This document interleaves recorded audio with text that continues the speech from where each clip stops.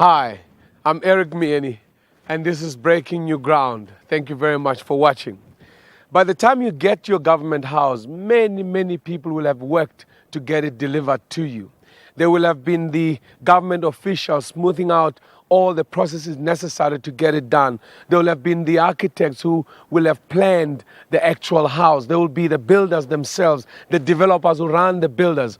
All of these people are necessary for your house to be built. And this applies to a private house, by the way. You will need to get land that's proclaimed and ready for you to build on. Buy it maybe. You'll need to get a plan for the house approved by the municipality, then get builders and all the other people necessary. Now, if anything goes wrong in this whole chain of events, then the building process grinds to a halt, and that's where the delays come in. Now, if you are a contractor, especially an emerging contractor, you don't have a bigger cause for delays than bridging finance. Now, bridging finance is the money you need as a contractor between building the houses you are contracted to do and actually being paid for building them. Natura was created to solve this problem. Let's see how it does it. Natura's primary focus is to support emerging contractors by providing financial and technical support. Bonkem Konto has used this support to create a successful business in the construction industry. So Bonke, how did you start as a developer? Many years ago, around about 1994 to be exact, when the housing RDP program was rolled out by government. I worked then for a company called Greenecker LTA. Okay. And I was responsible in the housing section, housing division, and we were building all over the country. Things have changed since then. Yes. And one went on, and I'm now working on my own company. And when did you start there? In 2001, to be exact. Now, one of the things that Natura doesn't do as an organization is help you get the contract. Correct.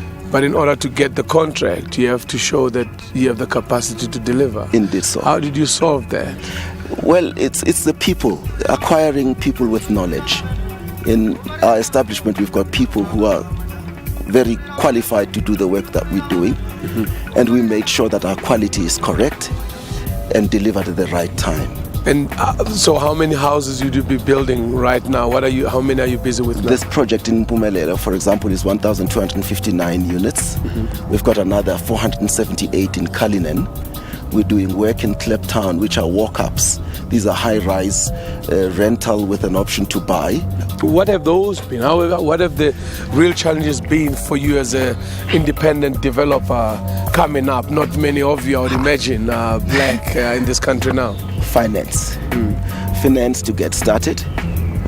You still have to break the barriers that are in existence. You still have to acquire sand, acquire cement, and all the other things that go into buildings. And all of that require that you must have a track record. And without a sound background and also not knowing where to start, you can fail.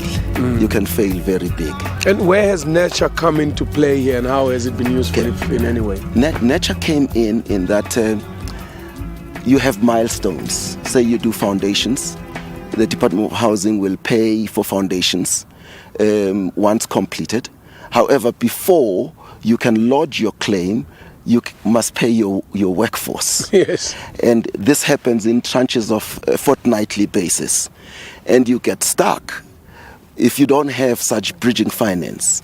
So you are required to have somebody standing behind you to say, by the way, you can supply this builder. He is vetted by us. We will stand behind him to give him all the wherewithal to do the work that he needs to do. Natura comes in there, critically so, at that time. Is it working in such a way that you see yourself at some point being able to handle that cash flow yourself? I mean, I would imagine you're losing some profits in using a bridging finance organization in a way. Indeed so. You've got to weigh it because as you will see, I've just said now we're working in a number of projects. Some projects we are able to carry ourselves without the assistance of Natura in one project. We're looking to graduate to another, maybe carry two so that we can be able to do that. But in the the process of doing all of this, companies such as Lafarge and so on, pardon me for mentioning their name. That's fine. But they've come out in leaps and bounds to offer us their services, supplies. We're using cement, we're using bricks supplied by Much rather. They work hand in hand with SA Block. They've come up with good quality materials, and with good quality materials and a supply program that allows me to create in this period a credit worthiness. Okay. It has So the given private us sector is coming on board finally. They are doing so. To help you They out are as doing well. so. Tell us about this project specifically. What's happening here? We're doing the first of 1,259. It's divided into two processes. The first process is a 659, where we're doing the number of houses that you see around here. Yeah. It's an RDP program. It's a house, a 40 square meter house. The difference is that you look at the windows, the ND4 windows, big windows, all four, all around the house. The house is plastered and painted outside, and the living area together with the kitchen is plastered as well. And painted. Above the sink in the internal, you have 2 rows of tiles on there, and it's roofed with chroma deck. Okay. Chroma deck is baked, corrugated iron to give you various colors. The intention here is to blend tiles, chroma deck roofs in different colors. So you'd be having different, like a Smarties box, if you like. So it feels a bit more unique in a sense to each owner. Indeed so. And the colors will be different so that you don't have the boring, what you call, view as you come in. Yeah. Even the positioning of the houses is such that, because they are square, and they allow us to change the positioning, the gable side and so on, so that to give you that unique feature and feel about them.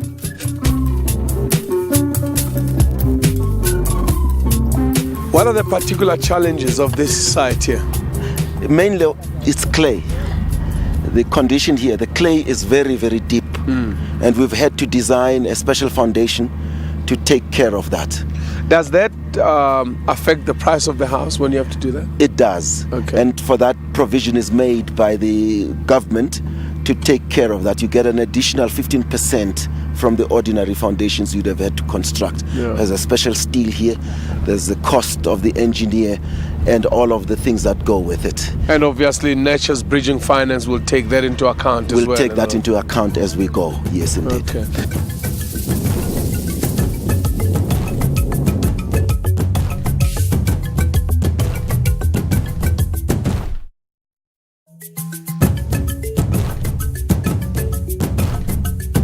Intermediary companies like Zebra are critical to helping Nature reach its goals. Let's see how that company fits into the picture. Like many agencies, Nature operates through intermediaries who act on its behalf. Could you give me a brief overview of what Zebra does? Well, Zebra is a financial intermediary of Nurtures. What that basically means, we assist mainly emerging contractors by assessing projects, helping them with the cash flows, material procurement, and the financial management on the loans that Nurture approves to these contractors. We're basically looking after the finance on that loan. It's also a bit more than that as far as procurement goes, cash flow management on that project, transparency, very important on that project, so that the contractor knows where each and every cent goes, whether it goes to suppliers, whether it goes to labor, towards his overheads. At the end of the day, we must be able to account for each and every cent that goes out. What are the main problems that developers face in your experience? Well, especially emerging ones, yes. Usually it's continuity in terms of projects. You know, we have contractors that will complete a contract successfully, have profit, but waiting for the next project, because it takes a while for the contractor to actually get hold of the next project, so he can build up his own cash flow. Another problem I'd like to mention is, when we have the bigger contractors, then you have them, they have a subcontractor. Now, the subcontractor is also our business, because that's the emerging contractor coming. So the big developer would get the project, and part of the project would have to go to a subcontractor. We do the financing on the subcontractor mainly. For us to do the financing with Nurture, we require the proceeds of the subcontractor's proceeds to come directly into a bank account. That our problem has been is, while we can't get that session flowing into that bank account. So we the need money to goes keep to speaking the primary developer, Yes. and he delays giving to the subcontractor, which delays the process. We need a session from him so Yeah. that the funding, so that the cash can flow. You know, it's not just the outflow of cash. There must be the inflow of cash to rotate the funding. About this contractor then here, Mr. Mkonto. Yes. What are you guys doing for him, and what's happening here? We're doing bridging finance to Mr. Mkonto. He's the contractor's company name is MSEBI. There's 1,259 units, houses, that's got to come off the ground. He's got a subcontractor doing the foundations, BNG Construction. So at the moment we're doing, I think there's about 500 foundations down, and it's following through with the wall plates, which we see here now. His loan size with Nurture is 3 million rand. And it's going well. He was one of the contractors we experienced delays with payment on. So obviously the project was slowing down a bit. The construction program went a bit skilter, and we're trying to catch up now that the payments are flowing through. Are you thinking that your work is getting better? You're getting better at what you're doing? Are contractors getting trained better and getting to be good at what they do? There's been a customer market survey done by Nurture in 2006 with finding out from contractors the level of service. Are they happy with that they've been given from by the financial intermediaries? And I think on a level from 1 to 5, 5 being very happy, we scored about 4.6.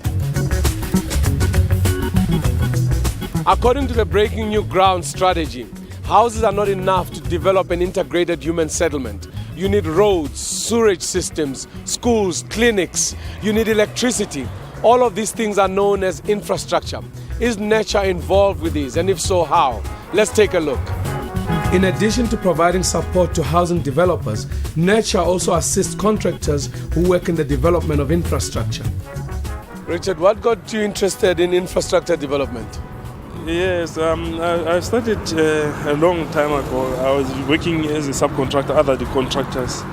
I was taking subcontractors in plumbing, in roads, building, but other the big contractors. And then 3 years back, and I started to tender. Likely I've won one tender in Soshangove, Block PPA. Right. And then that's when I started. But now I didn't have the money to pay the guarantees because they've asked a guarantee to me. And then I went to Task and I asked for the guarantee to Task. They said at Task they give me a guarantee. Yeah. They paid for me a guarantee, they give me the funds to run the project. That's where I started. How many projects is your company involved in right now? I've got 5 projects now. Yeah. And the total value of the projects, any idea? The total value of the project is about 103 million. Okay. Yeah. And all of them. All of them Yeah, all put of them, together. yes. Now, in terms of managing those projects, is that something that your company does alone, or what kind of assistance do you get from who? Yeah, I do have my project manager as well. Task they give me one of the project manager to help on site. Okay. And then here, what are you guys? What are you working on specifically in this area? Here, I tendered this job. I won the road. I was supposed to do the road there, but then I found out that the sewage are flowing on the road, so they're not flowing actually. And then they said I must find the solution, how they can drain this water. And then I came here. I started up there and then coming down in to take the levels. And I found that from this point there, we can join the sewage up to there so that we can drain all the area there. And how do you see the future now? Yeah, no, I see a light, especially working with Task and Nature. Yeah, I see a light. Yeah. And it's mainly the finances that they're helping you with, as you say. Yeah. And do you see a time when you won't need them, that your cash flows can be better? without having to work with them that much? Yeah, even if you have bought the man, say the bank, but it's good to each and every project is supposed to run it on its own. Yeah, even if I got the man, but I go there for ask for the guarantee for them, and they give me the guarantee plus the bridging finance to run the project. Yeah. And aside from that, is there any other support that they give you?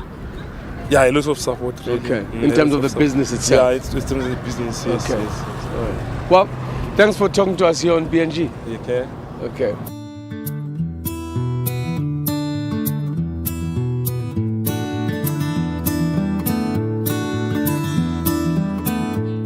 So, in terms of emerging contractors working specifically in infrastructure, Yes. are there a lot of them coming through, and are they allowed to thrive? Yes, there's a lot of them coming through. We just check the viability. We don't want contractors to take up projects. At the end of the day, they don't make money and they struggle and end up quitting. Yeah. We make sure that they get a project that is viable, profitable, and that will carry them through to be successful contractors And on to the next one. and on to the next one. Looking into the future, what is Task's main objective? What do you want to achieve over the next, say, 10 years? The main objective of Task is to develop contractors, and over the next 10 years is to making sure that our clients, the contractors that we have in our database, get the training. We want to provide training as well, and we want to make sure that we keep our standards, that is integrity, honesty and transparency, because whatever we do is within the interest of the contractor. Thank you for coming on BNG. Okay.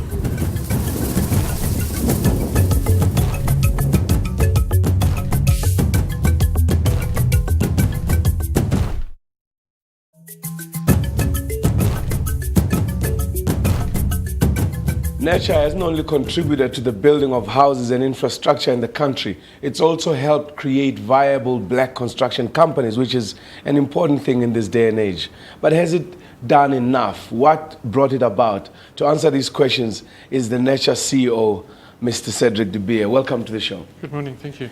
Let's start with a brief history of Natura. Sure. We started in 1995, just around the time of the political transition, just after the first elections. And our mandate at the time was really trying to attract the banks to get more involved in financing low-income housing. Nurture is a bit unusual in the sense that we're a partnership. We're not wholly government-owned, we're a partnership between government and a foundation based in America, funded by Mr. George Soros, who's known as a financier, but also is a very generous philanthropist. So we function as a partnership between the two. And our role has been all along to try and ensure that people building houses, and more recently infrastructure, have the funds they need to build before they get paid. We first did that by guaranteeing bank loans. Now we lend money ourselves. So in other words, government pays you for work that you've done. But in order to get paid, you have to do the work. You have to buy materials, pay labor, do that kind of thing. Many contractors don't have those kind of resources. So they need what we call bridging finance to get them to the point of payment. They get paid, then they carry on building. We lend more money, and they get paid again. So at the end of the project, we might have advanced a lot of money and been repaid over time as they get payments for work done over time. Yeah. What is the scale of your operation at the moment? Well, on the programs that we now have, so just to name the products, we lend to small contractors, we lend to large contractors.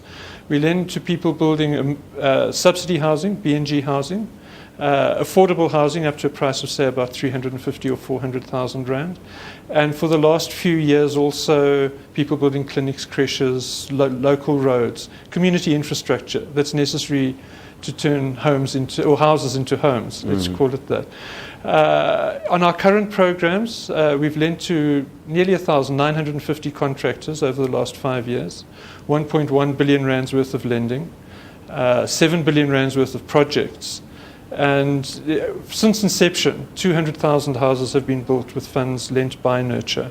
How would you differ from a bank in terms of what you do? Do you offer better interest rates, or what makes you more viable for small contractors especially? Yeah, it's not really a question of the interest rates. I think it's a question of what we have developed for small contractors is a lending system that provides a great deal of financial and project management assistance to the contractors. So we help them with the pricing of the bills of quantity, we help them with their budgets and cash flows. We provide a whole financial back office service basically to the contractors so they can concentrate on getting the job done and built.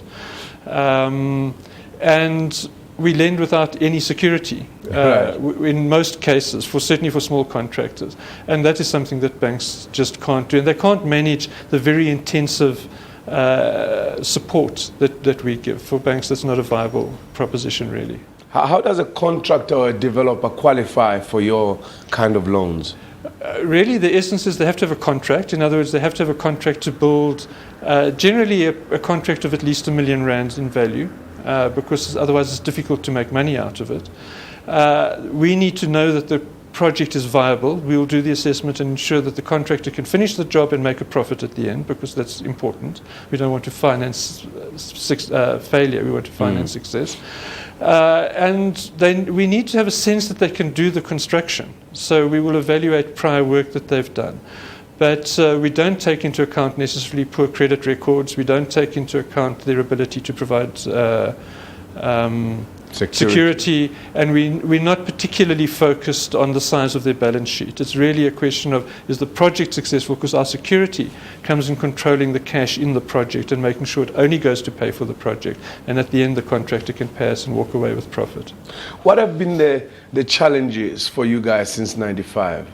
Well, I think, we lost quite a lot of money early on in our guarantees to banks because the bank lending system for small contractors was just an overdraft, and there's just not enough control on the cash flow there. So we had to learn that in order to empower contractors, in order to allow them to develop a successful history, because all our contractors have bank accounts, so they don't bank with us, that you need to provide the management and support. That was the first challenge.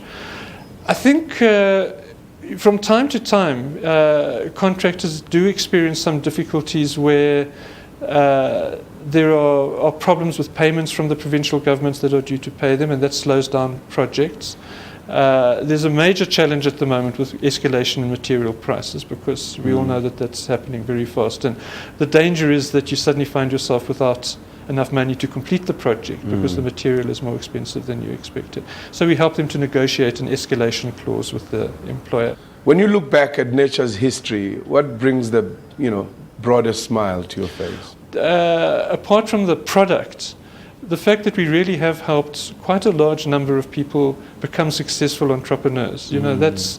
It's nice for the relationship with the individuals, and it feels like a really substantial contribution to the economic development of the country. Yes, more employment, sure, more successful business out there. Yeah, it all impacts broadly. And everybody says small business is the motor of economic development, and we feel like we're contributing really to that. Yeah, Mr. De Beer, thank you so much for coming on BNG. Okay, thank you very much.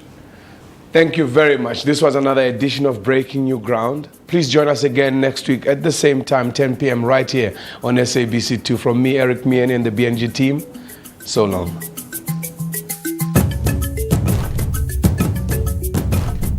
Remember to send us pictures of your renovated government home and stand a chance to win fantastic prizes.